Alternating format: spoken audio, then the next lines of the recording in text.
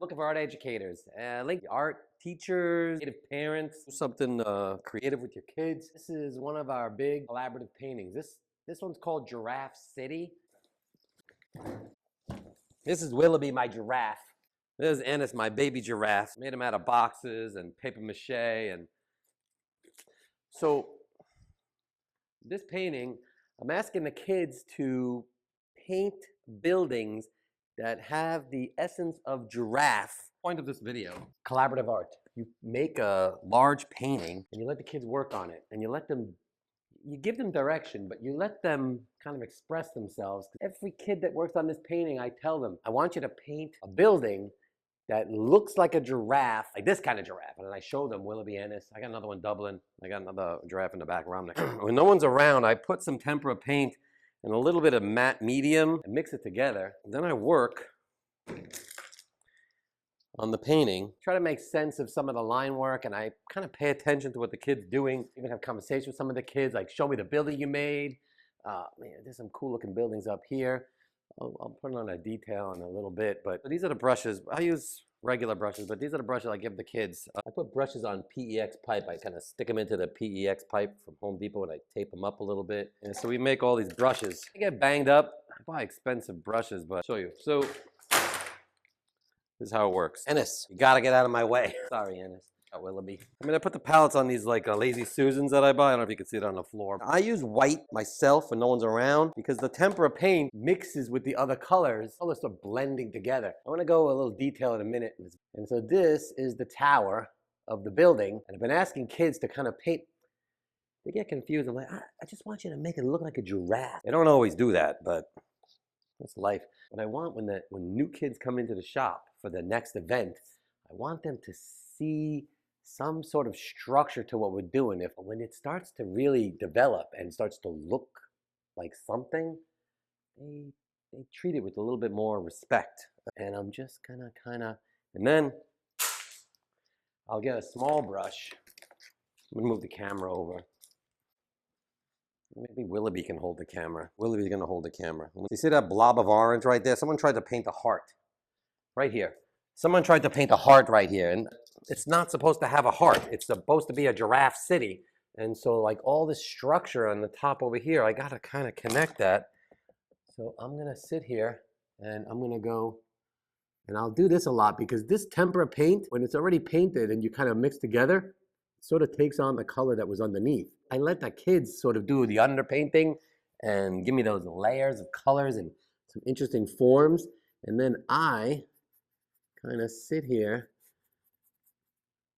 when no one's around and I try to make sense of the painting. I want them all to feel like giraffes, like long necks and towers and interesting looking structures, even closer maybe. So all those colors kind of blend together. I'm trying to work toward getting this heart sort of cleaned up. A lot of my paintings end up being cities, mostly because my degree is architecture, but not just that, but I think that in the nature of collaborative art process, working with kids of all ages, we have 18-month-old working on this painting, 2-year-olds, 5-year-olds, 17-year-olds, 45-year-olds, 80-year-olds, finding these very interesting new shapes from the connections of all the different line work that the kids have made and the shapes that the kids are trying to make.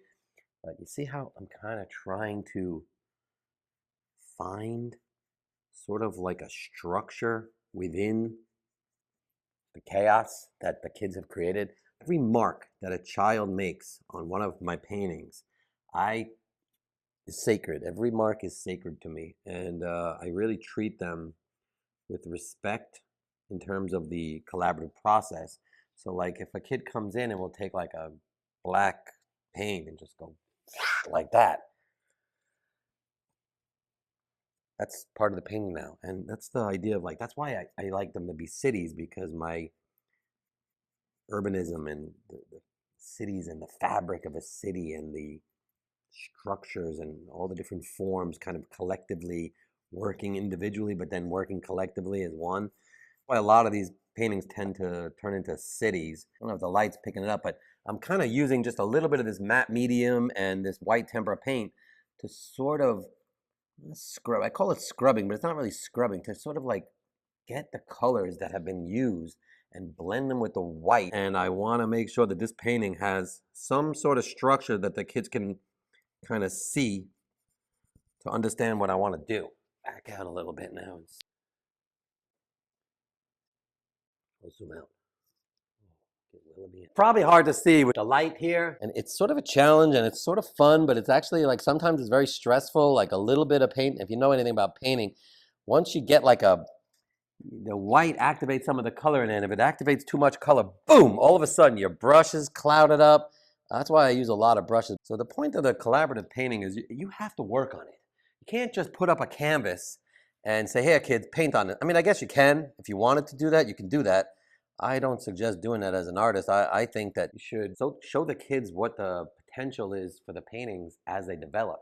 So like when I show, like I have finished paintings and new paintings all over the shop, and I show the kids and I said, look at this, if you do this, it's gonna look like this. Just please help me out on this. Some kids listen to you, some kids don't. This is life, you know? You can't always have the kid listen to everything you're saying, but some kids really like get attached to these paintings. You have to like let it talk to you. The painting kind of will talk to you as you do this. You don't have to do like a Giraffe City like this is.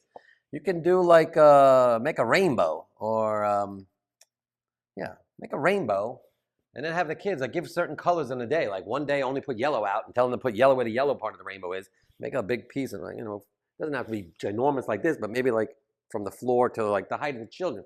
It's better if you, when the kids see a painting like this and I give them a brush like this or like this and I say, do me a favor, take this brush, get some paint on the brush, take a step back, look at the painting. I always try to get them to do this, like take a look at the painting and make a decision and help me fix this painting or work on the painting or make it look like, look at this. And then I'll come in and just, in the camera, I'm probably blocking it. So then I'm like, make shapes on the painting that look like giraffes. And then some kids, I've seen them with these paintbrushes, they do this. I know, this is crazy. I would not do this. This is not, I mean, I don't know how they do this. They do this sometimes. I say, do you want a regular brush? I'll give it to you. And they're like, no. Okay, so keep this brush, but better use the brush like this. And so you have to kind of, anyways, that's what I wanted to show you. So, Giraffe City. This area right here, I'm very worried about. So today's session, if the kids come in and see this, they're gonna go, oh, that's fun, I'll do this, and then just start whacking. But if they see this, say, okay, I understand what Frank wants to do. He wants me to help him create structure to this city. That's what I want them to do. All right, that's the story.